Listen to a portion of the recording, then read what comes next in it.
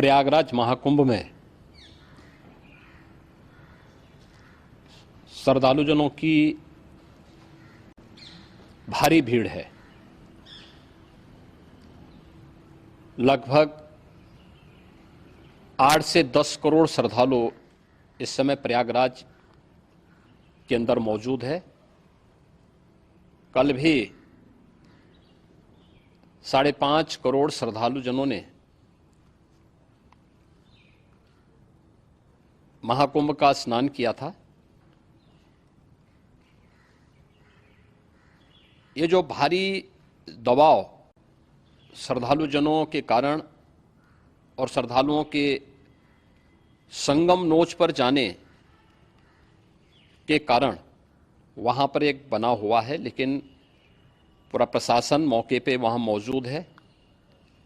रात्रि को 1 से 2 बजे के बीच में अखाड़ा मार्ग पर, जहां पे अखाड़ों के अमृत स्नान के दृश्य से बैरिकेड्स भी किए गए थे, तो बैरिकेड्स को फांद करके आने में कुछ श्रद्धालु गंभीर रूप से घायल हुए हैं। उन्हें तत्काल हॉस्पिटल में पहुंचा करके उपचार आदि की व्यवस्था उनके लिए की गई है। उनमें से कुछ श्रद्धालु गंभीर रूप से घायल हैं।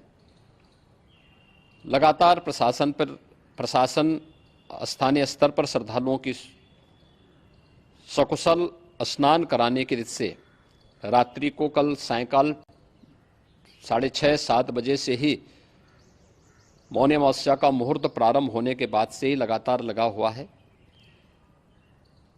प्रयागराज में महाकुंभ में श्रद्धालुजनों के सकुशल स्नान करने,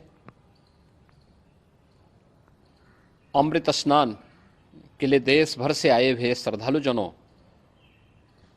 की व्यवस्था के लिए, उनके कुशल क्षेम के लिए आदरणीय प्रधानमंत्री जी का प्रातःकाल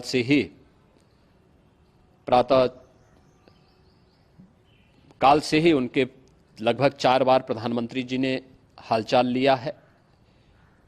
माननीय गृह मंत्री जी ने,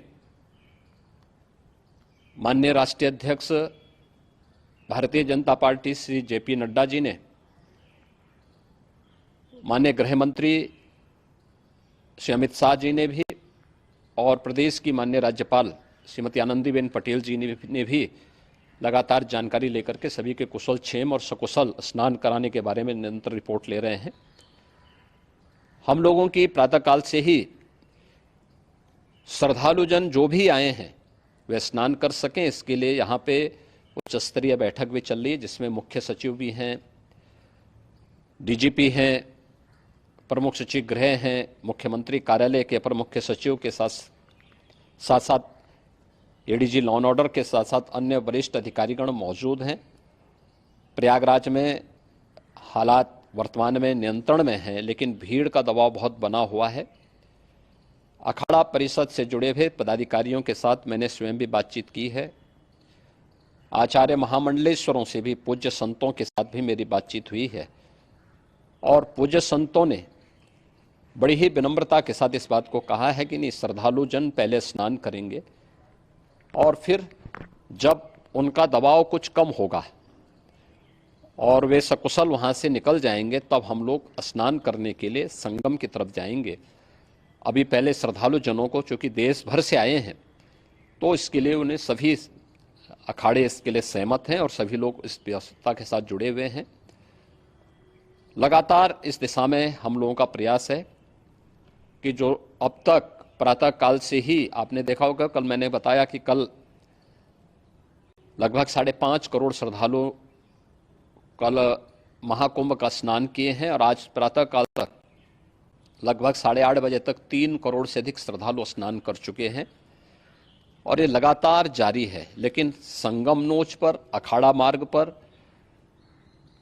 नागवासुकी मार्ग पर लगातार दबाव बना हुआ है, और वहां पर श्रद्धालुजनों की सुविधा के लिए भी हर प्रकार की वहां पर प्रशासन पूरी मुस्तैदी के साथ लगा हुआ है। और इसीलिए मेरी अपील है पूरे प्रदेशवासियों से, पूरे देशवासियों से और सभी श्रद्धालुओं से भी, सभी पूज्य संतों से भी कि अफवाह पर कोई ध्यान न दें, संयम से काम लें। ये सब आयोजन सभी लोगों का है। प्रशासन उनकी सेवा के लिए पूरी तत्परता के साथ लगा हुआ है। केंद्र और राज्य सरकार पूरी मजबूती के साथ वहां पर हर प्रकार का सहयोग करने के लिए तत्पर है। लेकिन कोई किसी अफवाह पे ध्यान न दे। कोई भी व्यक्ति नकारात्मक अफवाह फैलाने का प्रयास करेगा, उस प्रकार से नुकसान हो सकता है। और जहां पर हैं आप, लगभग 15 से 20 किलोमीटर के दायरे में अस्थायी घाट बनाए गए हैं, उसमें कहीं भी वे स्नान कर सकते हैं। आवश्यक नहीं कि संगम नोच की तरफ ही आएं, क्योंकि भीड़ देखते हुए खासतौर पर जो बुजुर्ग हैं, बच्चे हैं, श्वास के रोगी हैं, उनको लंबी दूरी तय नहीं करनी चाहिए और जहां पर हैं वहीं पर आराम से पहले स्थिर होकर के कार्य करें। वहां